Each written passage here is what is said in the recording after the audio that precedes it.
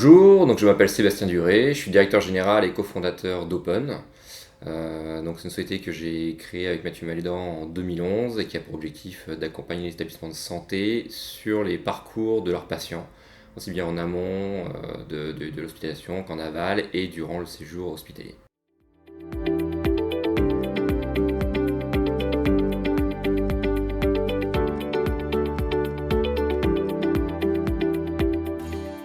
Alors pour moi, l'innovation, c'est principalement le fait de créer quelque chose de nouveau qui apporte de la valeur. Avec ces deux éléments, on peut distinguer différents types d'innovation, aussi bien d'innovation de rupture, de l'innovation radicale, sur lequel on va avoir un changement vraiment de contexte complet sur un processus, un service ou une offre. Ça peut être de l'innovation incrémentale, sur laquelle on va avancer progressivement et pas à pas pour améliorer un certain nombre d'éléments, de services, d'usages, au bénéfice des usagers et des acteurs du service. Et après, dans l'innovation, il n'y a pas que l'aspect progression finalement d'un nouveau sujet qui arrive sur la table, mais aussi la manière de le mettre en œuvre et l'accompagnement au changement que l'innovation va générer. Et je pense que ça, c'est un point important qu'il ne faut jamais oublier. C'est que à chaque fois qu'on va avoir quelque chose de nouveau qui va arriver sur la mise en œuvre d'un service, il va y avoir la mise en œuvre opérationnelle et l'accompagnement au changement qui va être nécessaire associé à cette innovation.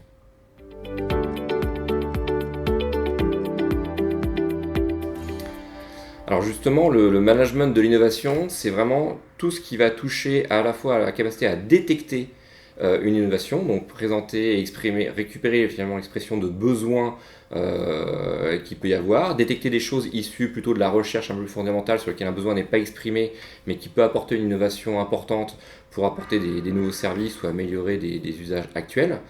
Mais le management de l'innovation, c'est aussi justement accompagner au déploiement de ces innovations et accompagner la conduite du changement nécessaire à la mise en œuvre opérationnelle de ces innovations justement.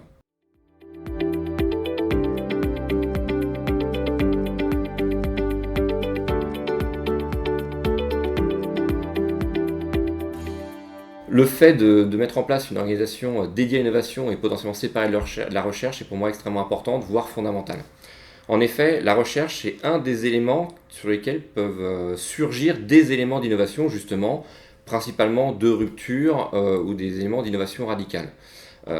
Mais assez souvent, dans la recherche, sont aussi émis des sujets plutôt techniques en termes d'éléments d'innovation.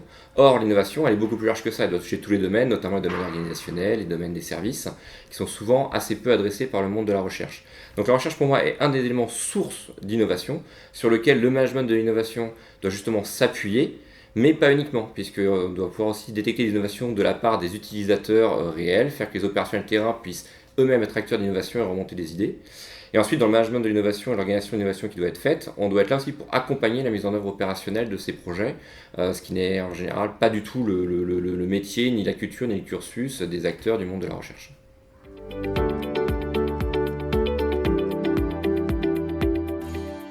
Alors, on voit certains établissements de santé, notamment en Suisse par exemple, sur lesquels les établissements dits d'excellence mettent en œuvre des organisations dédiées à l'innovation, avec vraiment un schéma où les managers de l'innovation sont très transversaux au sein de la structure. Ils sont vraiment en capacité d'aller chercher des projets d'innovation je dirais qui sont vraiment à l'horizontale à travers les différents silos de l'organisation de l'établissement de santé et qui construisent à la fois avec des acteurs issus de la recherche académique extérieure à l'établissement, mais aussi des acteurs du monde privé qui vont être là pour les accompagner justement sur les réflexions autour de l'innovation. Et ensuite, ils ont une petite équipe qui va être vraiment dédiée à la mise en œuvre opérationnelle, la partie projet, toute la partie finalement maîtrise d'ouvrage, qui est souvent assez peu structurée, organisée et staffée dans l'établissement de santé et qui a un besoin fondamental justement pour pouvoir apporter l'innovation, mesurer les différents indicateurs à mettre en œuvre pour s'assurer que l'innovation apporte des bénéfices réels et concrets auprès de l'établissement de santé et de ses usagers, patients ou collaborateurs.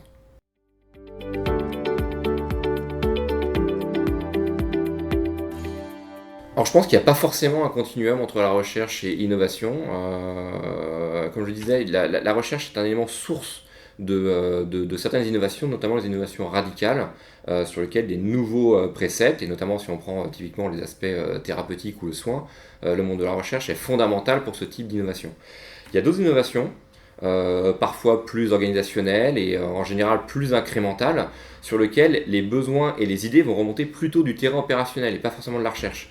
Et donc c'est pour ça le fait de potentiellement trop corréler l'innovation comme un élément postérieur à la recherche bride complètement le mode de fonctionnement sur lequel on doit chercher des innovations auprès des opérationnels terrain pour aussi apporter de la valeur et créer des bénéfices quotidiens aux établissements de santé et à leur personnel.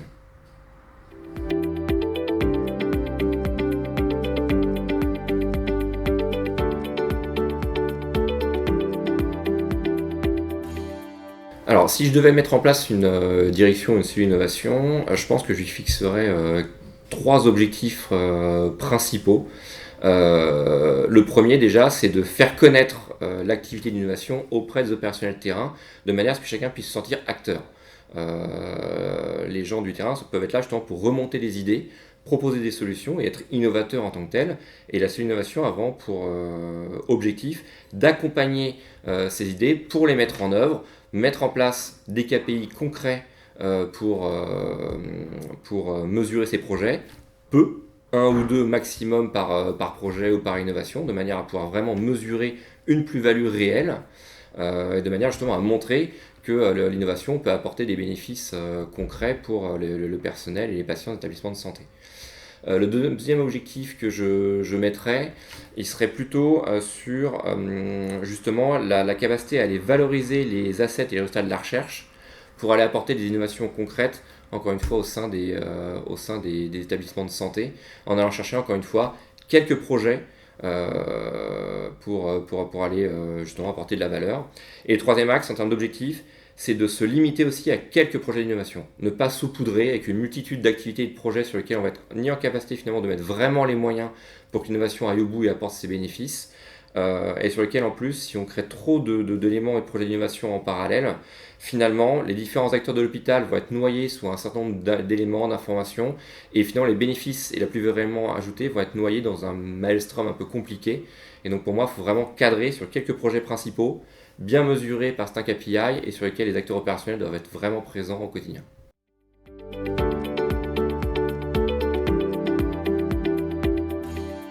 Alors pour moi, le management de l'innovation doit être attaché directement, soit directement porté par un directeur général adjoint, la DGA, soit porté par un acteur rattaché à la direction générale. Pour moi, il y a deux raisons principales à ça. La première, c'est que beaucoup de sujets d'innovation vont être transversaux.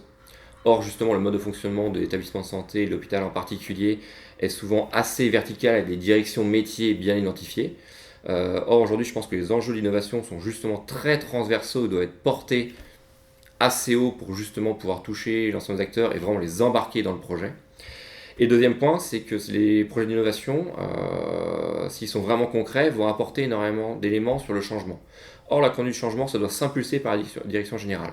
Ça doit vraiment pousser au quotidien par une volonté de la direction d'établissement pour vraiment que les acteurs opérationnels du terrain se disent que c'est une volonté générale, que demain on ne va pas changer d'avis, qui ne vont pas mettre de l'énergie sur un projet qui potentiellement ne va pas aller au bout. Donc ça va vraiment être impulsé par la direction générale de l'établissement. Donc pour moi, c'est pour ça que ça doit être attaché, un peu comme la qualité, à un très haut niveau dans l'établissement.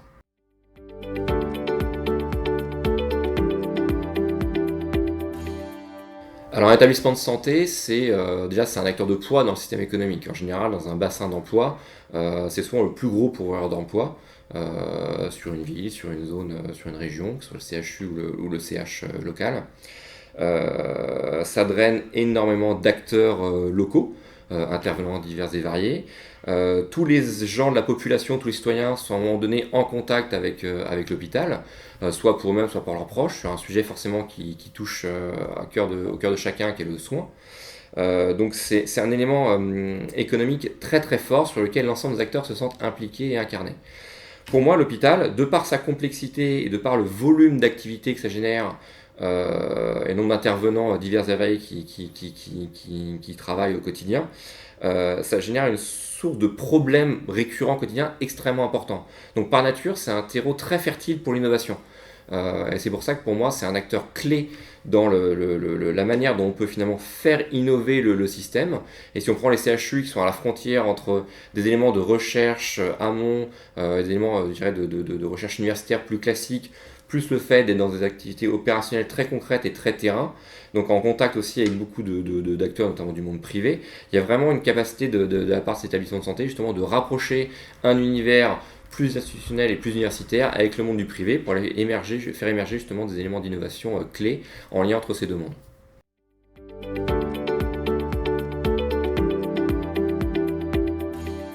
Alors je pense que le plus gros besoin aujourd'hui, il n'est pas technique, il est plutôt humain et financier.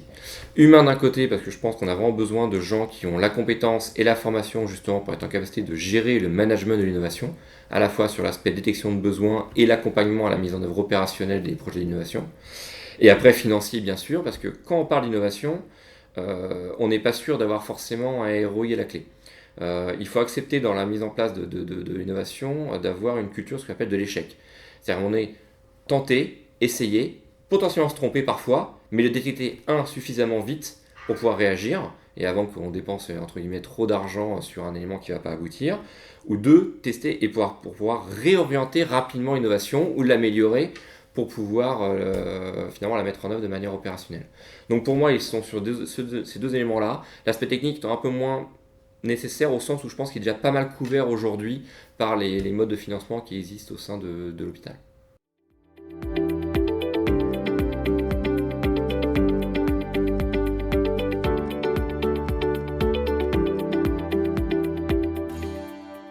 Pour moi, les éléments les plus importants dans la mise en place de l'innovation, justement, c'est de mettre en place à la fois une équipe qui est en capacité d'identifier des besoins, de se focaliser sur quelques projets d'innovation clés qui vont vraiment avoir un impact à la fois pour apporter des bénéfices concrets auprès de l'établissement, mais aussi pour donner confiance auprès des opérationnels sur le fait que la cellule innovation peut apporter des bénéfices concrets dans leur quotidien. Un facteur de succès extrêmement important, c'est la mesure des indicateurs clés de succès, les KPI, pour utiliser l'anglicisme assez classique, qui doivent être très peu nombreux, un ou deux maximum par projet, et qui doivent être là vraiment pour mesurer le succès de l'innovation qu'on va mettre en œuvre. Et enfin, le troisième facteur clé de succès, selon moi, justement, c'est inculquer la culture de l'échec au sein des opérationnels également. C'est à la fois un enjeu sur la direction générale pour avoir la capacité de se dire je finance des projets qui pour certains d'entre eux ne vont pas forcément aboutir, mais c'est important aussi de l'inculquer au sein des équipes. Parce que quand on met en place des éléments et des projets d'innovation, on va demander de l'énergie pour le changement auprès de ces opérationnels, et si un projet n'aboutit pas ou semble apparaître comme un échec, les gens peuvent rapidement se décourager ou se démotiver. Or, justement, il faut arriver à leur faire comprendre qu'à un moment donné, quand on met en place un projet, on ne va pas forcément atteindre le succès dès le premier coup. Donc, il faut être en capacité de leur faire comprendre qu'un semi-échec peut se transformer en un très grand succès si finalement on prend quelques éléments clés, qu'on rationalise, qu'on rechange.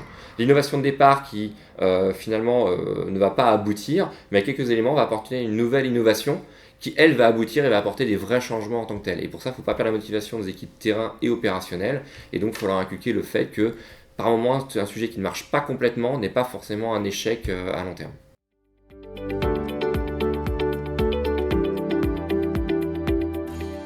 Si je dois retenir qu'un seul argument, je dirais la capacité à accompagner la conduite du changement de manière opérationnelle. Je pense que c'est le point le plus important aujourd'hui pour arriver à mettre en œuvre des projets innovants.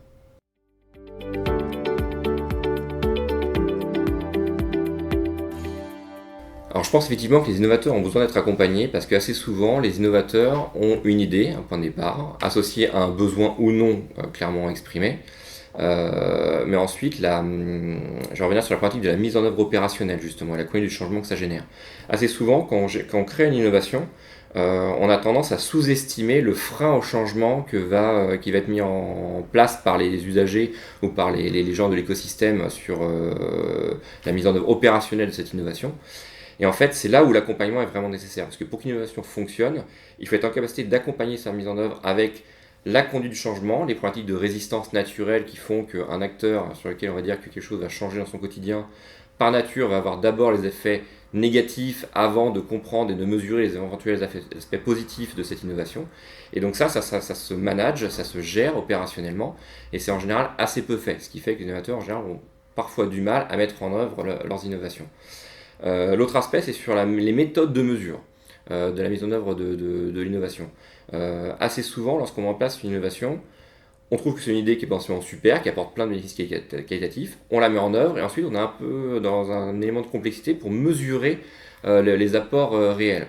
Or, ça passe justement par des organisations assez précises sur comment déjà je mesure l'existant pour ensuite mesurer les mêmes types d'indicateurs clés a posteriori pour savoir se dire finalement mon innovation réellement elle apporte un bénéfice.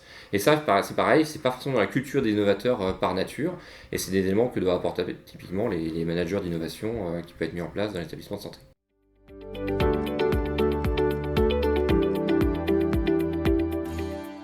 Je pense que ces dernières années, on a pas mal progressé avec les notions d'article 51, avec les projets, les appels à projets innovants qui permettent de financer jusqu'à une certaine enveloppe sans forcément d'appel d'offres ou de mise en concurrence.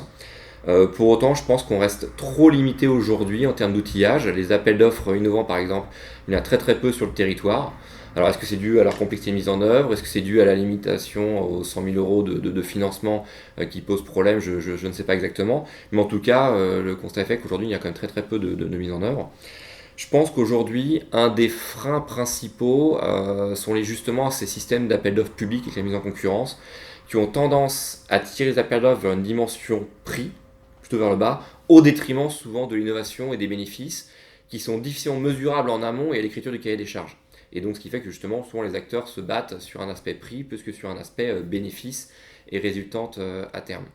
Il y a certaines initiatives qui commencent à émerger sur le territoire. Aux établissements de santé cherchent à monter des partenariats avec des structures, qu'elles soient institutionnelles ou des entreprises privées. Et je pense que c'est probablement un bon axe pour aller chercher justement l'innovation sans avoir ce frein finalement à un moment donné de se dire je dois me mettre dans un carcan de mise en concurrence sur lequel les gens vont se battre sur des prix et sur lequel les cellules achats justement vont être là pour aller challenger aussi ces dimensions prix. Elle est importante et il faut garder l'équité entre les structures, mais je pense qu'elle est généralement un frein à l'innovation et à l'industrialisation des systèmes innovants aujourd'hui.